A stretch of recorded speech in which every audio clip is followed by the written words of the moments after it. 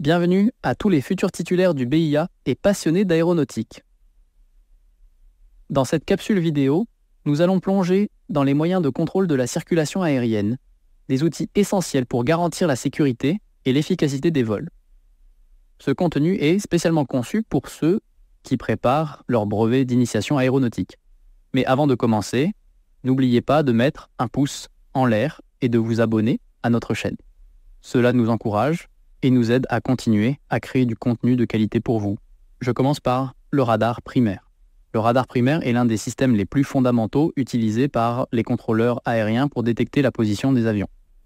Voici comment il fonctionne. Une antenne parabolique au sol tourne sur elle-même en émettant des impulsions radioélectriques.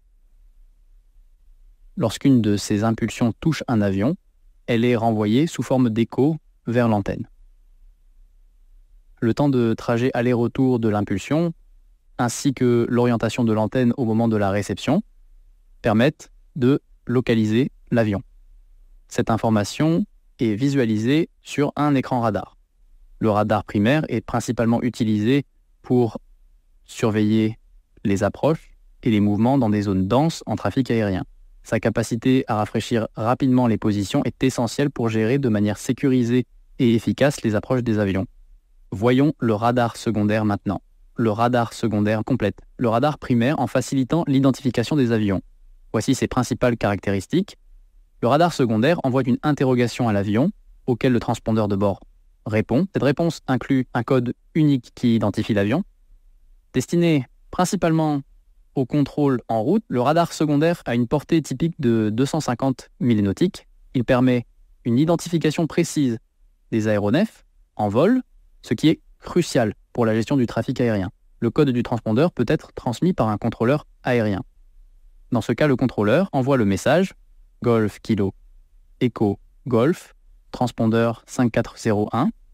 Le pilote affiche le code assigné et répond transpondeur 5401, Golf Kilo Echo Golf. Le contrôleur peut demander au pilote de presser le bouton Ident. Golf Kilo Echo Golf, transpondeur Ident, afin de vérifier que le code est bien affiché. Le pilote répond alors transpondeur Ident, Golf Kilo Echo Golf. Si le code observé est différent de celui assigné, le contrôleur pourra demander la confirmation du code entré dans le boîtier du transpondeur. Voyons les autres codes. En cas de difficulté, les pilotes peuvent afficher des codes spécifiques sur leur transpondeur. Le code 2000 est utilisé par les aéronefs évoluant en IFR en l'absence d'assignation d'un autre code transpondeur. Le code 7000 est utilisé par les aéronefs évoluant en VFR en l'absence d'assignation d'un autre code transpondeur. Le code 7700 est utilisé par les aéronefs en situation de détresse. Le code 7600 est utilisé lorsqu'une panne des moyens de radiocommunication est détectée. Le code 7500, enfin, est utilisé pour signaler une intervention illicite comme un détournement. Ces codes apparaissent sur l'écran radar avec une étiquette indiquant le problème, permettant au contrôleur d'agir rapidement et de manière appropriée. Ces notions doivent être acquises pour le BIA. N'hésitez pas à revoir cette capsule et l'article qui lui est associé.